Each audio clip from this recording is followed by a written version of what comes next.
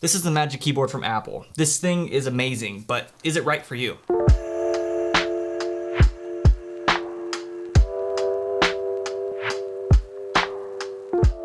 What's going on, everybody? My name is Jordan Palmano here with another video. If this is your first time checking out the channel, welcome. I hope that you find this video helpful. So 2 days ago, I picked up the brand new iPad Pro and I somehow found the Magic Keyboard in stock, so I went ahead and picked that up as well.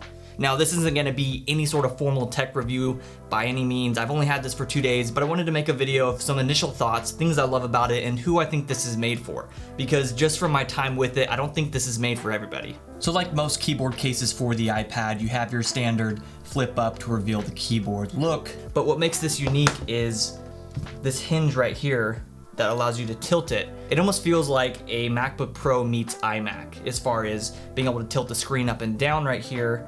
And then you obviously have the folding capability like a laptop. The thing that drew me to it right off the bat is the fact that it gets you closer to a proper laptop experience. The fact that I have a full trackpad to use as well as a full keyboard that feels natural, that just helps tie in the experience overall.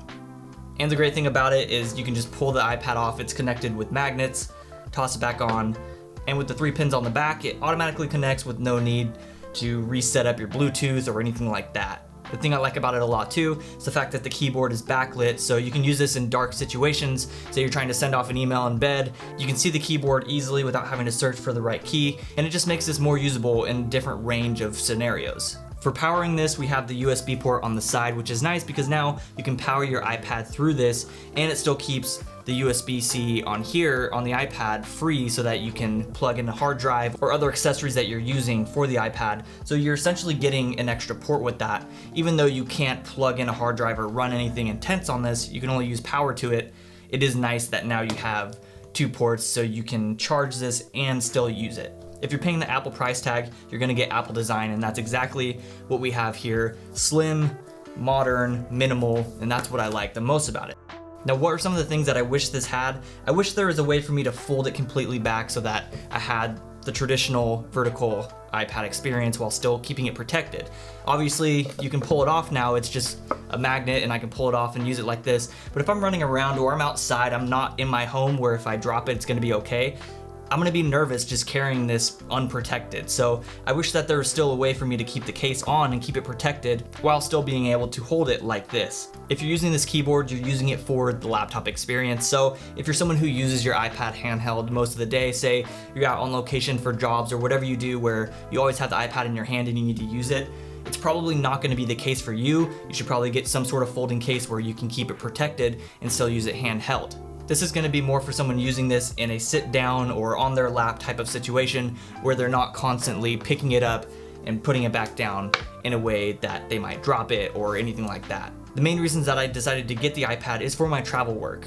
Typically, I am traveling a lot for my work. Not right now, obviously, but when I am traveling, I am editing photos on the road, and I don't like to always have to pull out my laptop when I'm on an airplane or at airport waiting for the next flight or in a car traveling to the hotel. I just want to be able to grab something quick, edit my photos in Lightroom, and then put it away. And by having this, I now have a small, portable, and convenient way to do that. I also plan to use Sidecar quite a bit with this, especially when I'm gone and I need that second monitor that I don't have at home. I've already done some testing with it so far, and it does work better than expected, not nearly as laggy as I thought it would be, and I think that it's gonna be a great portable option for me. And I think this case is perfect for Sidecar because you're able to tilt this at the angle that you need so that you can fit it next to your laptop, tilt it to the angle if it's bright outside or whatever you need to do. This thing tilts much like a laptop or like an iMac, which gives it a more natural feel when you're using it as a second monitor. So is this case worth the $300 or $350 price tag? I think it all comes down to what you're using your iPad for. If you're an artist or a graphic designer who's doing a lot of sketching or use with the Apple Pencil, I don't think that this is gonna be too beneficial for you because it doesn't tilt that much. The tilt is more for viewing in my opinion, and I feel like you're gonna be constantly pulling this thing off of the case to set it down on a flat surface for doing your work.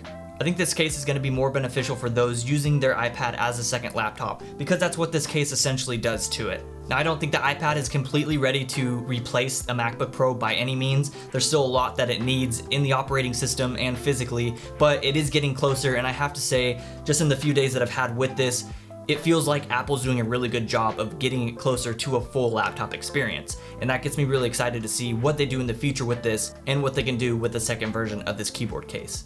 But that's going to be it for this video. I hope that it helped with your decision making a little bit in case you were trying to figure out if this is right for you or not. If this video did help you out, be sure to give it a like, hit me up in the comments and say hello, and be sure to subscribe if you're not already. Until then, I will see you all in the next video.